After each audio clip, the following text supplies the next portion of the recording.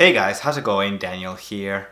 So after months of speculation and rumors and leaks, Apple finally released the iPhone XS and XS Max and XR smart battery cases for your iPhones. So mine finally arrived today. So when I came back from work, I was happy to see it. And so I'm gonna do a quick unboxing video right now just for you guys. So just like any other Apple package, of course, pretty easy to open. So you just peel that off, throw that away, and then all you do is pull like this, and there we go. So this is how it looks when it comes out. Very simple, easy. And then let's take it out. Let's hope I'm taking it out the right way. There we go. So what comes inside is the instructions on the inside of the battery case. So how to insert the iPhone. And then of course I just peel that off for the very first time there.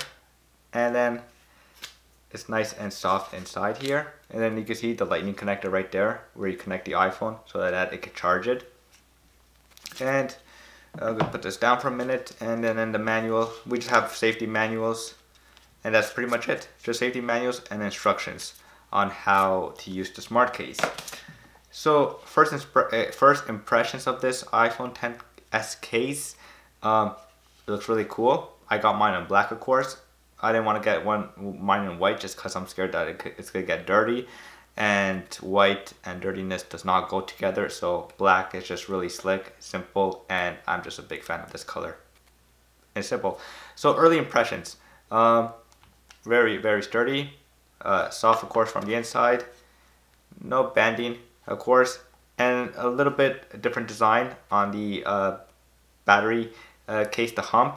So before the hump would actually start from like here and then end of course right there, but now it just really looks nice like this, much more better than the first generation of it. And so yeah, that's pretty much it.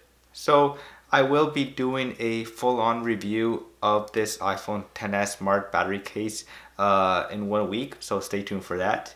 And that's pretty much it. And as always, I will see you guys later. Peace.